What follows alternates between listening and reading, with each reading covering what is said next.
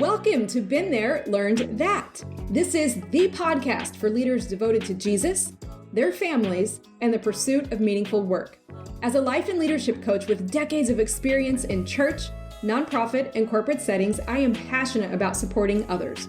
Join me right here every week to gain clarity, confidence, and sustainable strategies to help you break free from behavior patterns that are hindering your leadership. Imagine having authentic energy for your life. It is entirely possible, and it all starts right here. Let's get started.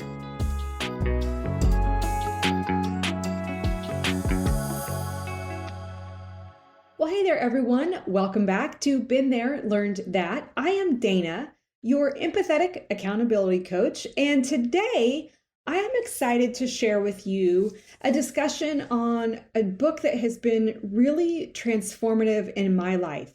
It's been challenging to me in my quest to learn more and live better around my value for generosity. It's a book called When Helping Hurts: How to Alleviate Poverty Without Hurting the Poor and Yourself. This book was written by Fikkert and Steve Corbett. And if you've ever been involved in some type of maybe volunteering or charity work, maybe missions, or maybe just simply helping a neighbor or a friend in need, maybe a family member in need, I think this episode's going to resonate with you. What I don't have for you is all the answers. I've got some great educational insight to share with you from a synopsis of this book. I've also got some resources to share with you about things that have been helpful to me on my journey. And I really want to share this in light of supporting you on your journey towards generosity, because right now, if you're listening to this in real time, we're in the holiday season. We're getting close to Giving Tuesday again at the end of the year. And I love to encourage people in my sphere of influence to really be intentional in understanding their heart around generosity, the areas where maybe they can have the greatest impact.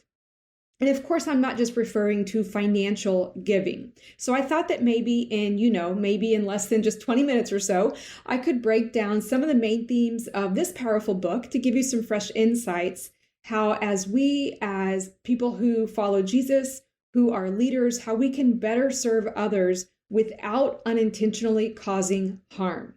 And that's very important because sometimes, whether you know it or not, our best intentions, especially if we're rushing in to sort of fix things, our best intentions can backfire, leading to deeper problems. So discussing some themes from this book, When Helping Hurts, it's really going to show us how to avoid that. Because I think all of us truly in our generosity, we want to create lasting, positive change. So kind of part one of these 4 parts of the book that I want to discuss with you is the idea of understanding poverty beyond material needs. So the first takeaway I had from When Helping Hurts, this is a book I've read multiple times. I've discussed with people, really tried to live out in the organizations I've been able to lead in. But kind of a first key takeaway from this book is the way it redefines poverty.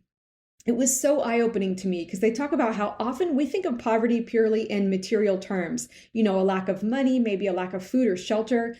But the authors emphasize that poverty is really much broader and more complex than that. It also includes broken relationships with God, broken relationships with ourselves, with others, and with creation. So this holistic view of poverty really challenged me to think beyond just handing out material resources, which is what we see a lot of traditional, maybe nonprofits or churches do.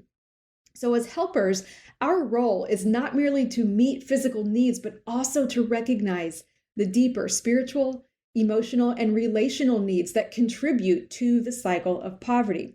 So if we don't understand these elements, we're at risk of treating only the surface symptoms without actually addressing the underlying causes, and that can cause harm. So for example, giving money to someone who's struggling might help them temporarily, but without addressing the relational, emotional, or systemic issues that contributed to their situation, the help that we offer can really be short-lived. So the authors encourage us to shift our mindset from the idea of doing for someone and shifting that to the mindset of walking alongside someone. So helping someone overcome poverty is about partnership, not just provision. Well, part two of a theme of this book that stood out to me is the three stages of helping. And I love how this brings some clarity and definition to how you and I can engage locally and globally in loving on other people. So the three stages of helping are relief, rehabilitation, and development. So this is a really crucial concept that stood out to me, and that is the distinction between relief, rehabilitation, and development, and how misapplying one of these stages can really cause serious harm to the very people that we aim to help.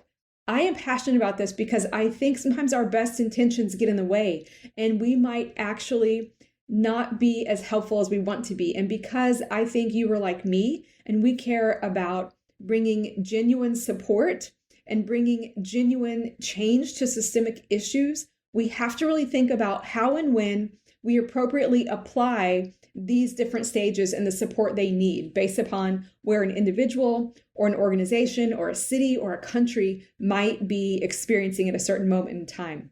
So here's some definitions for you. Relief is an immediate short-term type of assistance. It addresses urgent needs like maybe food or shelter after a disaster. Rehabilitation is different because it's about restoring people and communities to where they were before the crisis. We're trying to get them back to where they were when rehabilitation happens. But then there's development, and development focuses on long-term solutions. These are solutions that are going to help people flourish and grow beyond their current circumstances. So there's relief, immediate short-term need for urgent needs like maybe food, clothing, or shelter after a disaster. Rehabilitation is restoring people kind of back to where they were before a crisis occurred. But then development is taking people from where they are right now to help them flourish and grow beyond their current circumstances. And so the mistake that's often made, especially in my observation by churches or people who really mean well, the mistake that's often made is offering relief when people really need development. So for instance, maybe continually giving handouts to an individual who is capable of working or contributing, that can actually foster a sense of dependency, and even more difficult, it can strip away their dignity.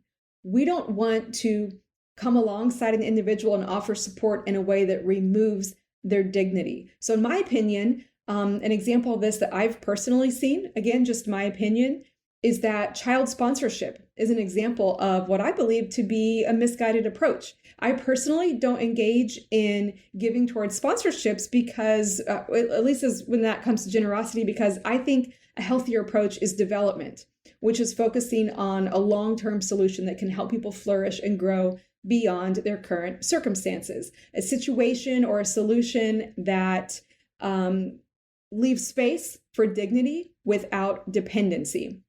So for example, in this book, When Helping Hurts, one thing they do is that they suggest we assess the situation carefully.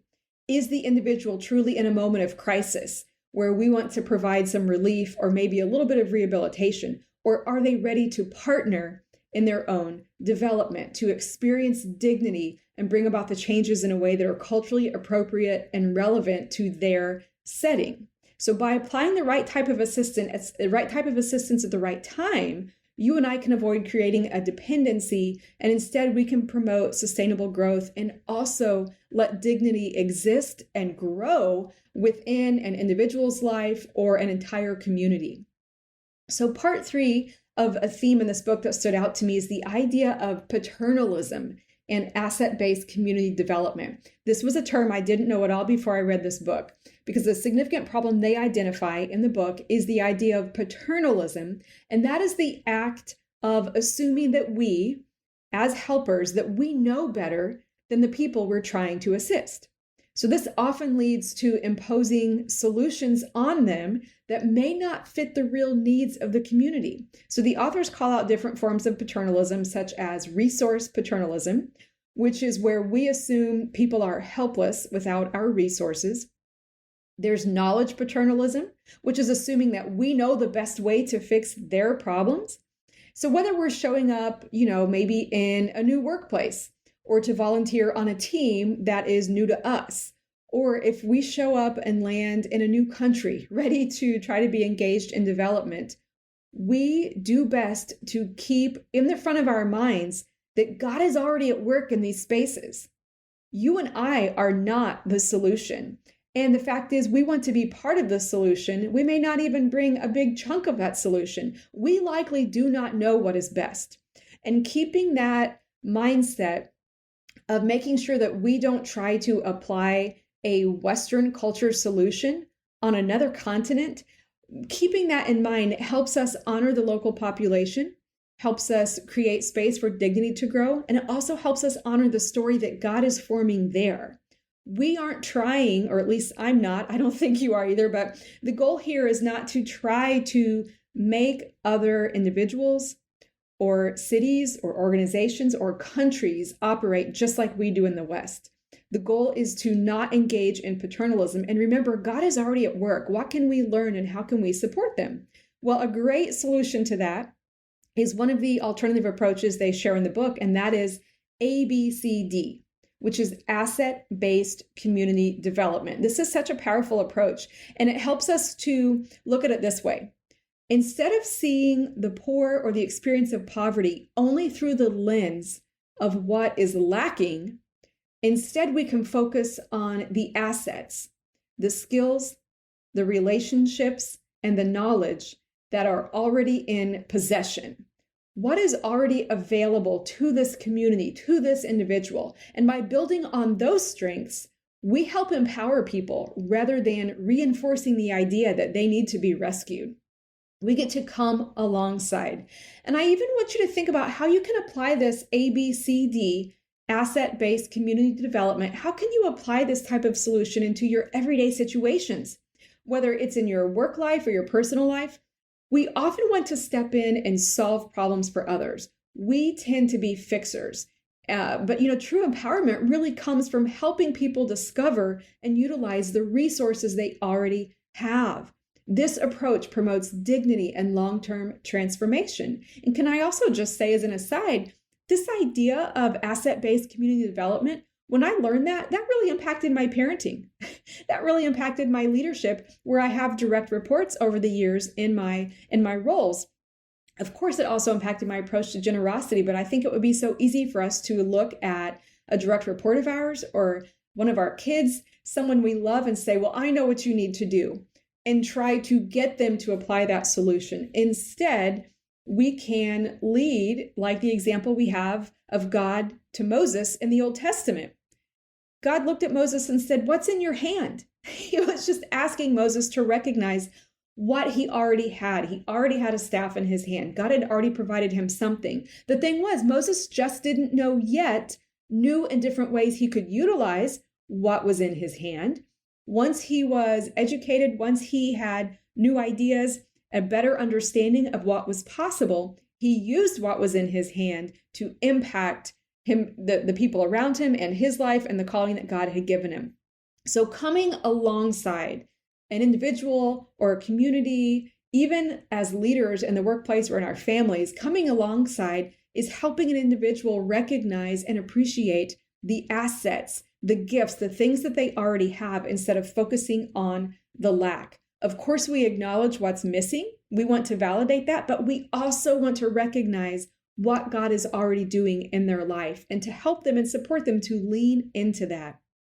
So the fourth part of the book that I want to share with you is the idea of shifting from relief, which is meeting someone in the moment of crisis, shifting out of that towards true empowerment. So reflecting on these lessons from When Helping Hurts, I really decided one more thing I wanted to share with you is to challenge you to think about your own approach to helping others. So whether you're involved in maybe some type of missions or supporting a friend or a loved one or a neighbor, maybe even offering advice to a colleague, you can ask yourself, am I providing relief when development is needed? Am I unintentionally contributing to this person staying in a moment of significant frustration or even crisis instead of helping move them towards a long-term solution? So you can ask yourself, am I stepping in because I assume I know what's best? Or am I walking alongside this individual, walking alongside this community and helping them discover their own strengths and solutions? So a message that I love from this book is to shift from being fixers to becoming facilitators. We don't want to be fixers. We want to be facilitators, because when we stop seeing ourselves as the quote unquote saviors of the people that we're helping or the people that we're leading, we open the door for real, true, authentic, genuine, lasting change that comes from within the person or the community themselves. This focus is no longer on what we can do for them, but it's on what they can do with us supporting their journey. So we walk alongside and they get to experience the win. All right, well, those are some key themes that I picked up on that book that I think are so wonderful. And I also want to just share with you a little bit about my and Chris's story as far as our passion for generosity, and just give you some insights on some ways you could maybe bring some intentionality to your own approach to giving. Again, this is not about whether you have $1 to give, $100 million to give. That's not the point. The point is bringing intentionality so you can really have joy in being engaged in something. So we had an interesting path to generosity. We've been very fortunate over the years to be positively impacted by a number of churches, organizations, leaders, experiences, to observe what we think works and doesn't work. And we really got to a point where we decided to get engaged in something called the Journey of Generosity. The Journey of Generosity, you can learn more about that at generousgiving.org. We took their online course, which kind of helped us bring some intentionality to our approach. We were able to identify as a couple kind of 3 common areas or themes that we want to focus our giving on, our giving beyond our tithe to a local church. These are areas that we really want to be intentional about making an impact in as long as we have breath in our lungs. So we also identified within these areas some of the organizations we wanted to learn more about. Some of them we already knew people at, or we were confident of their approach being helpful approaches instead of approaches that might be unintentionally harming individuals that they served. So we identified those organizations and how involved we wanted to be in them. And as a couple, we just identified different levels of ranges of gifts that we want to give. So if it's an early connection with an organization, we would give from the very low range of gift, starting with that lowest, and maybe over the years, increasing the gifts or kind of the range that we give to them as our relationship grows, as our understanding grows of what they're doing. And our involvement can be anything from maybe a one-time gift to maybe eventually adding on, depending upon the organization, if there's an opportunity to volunteer or to travel, being on the board. There have been times where I've been able to just have some sessions with some of their staff members of these organizations to help them, because they're on the front lines, bringing incredible support and experiencing the accompanying spiritual attack that can so often be part of their roles.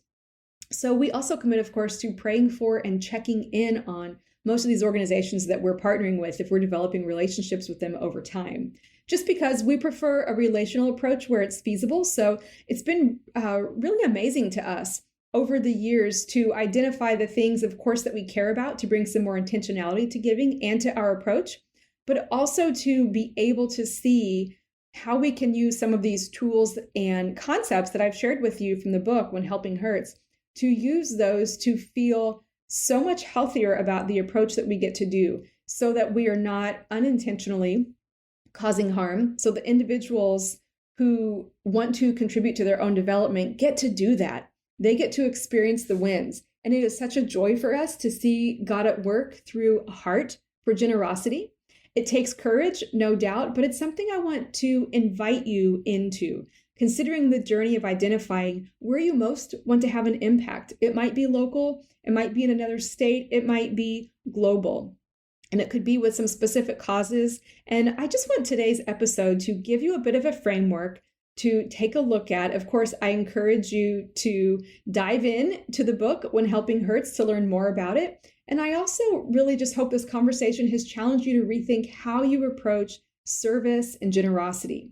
Because helping effectively means recognizing the strengths and the dignity of those we care about, those whom we want to serve, and choosing partnership over paternalism. So if you are looking to deepen your understanding, like I said, I encourage you to read the book. It's full of practical advice, real life experiences of how we can make a difference in a way that truly helps others. And as you go about your week, my prayer is that you would feel empowered to make thoughtful, intentional choices in how you offer support to others. Let's continue to learn together how we can serve with grace, humility, and wisdom. Until next time, keep showing up with compassion and purpose. You are making a difference in ways that matter.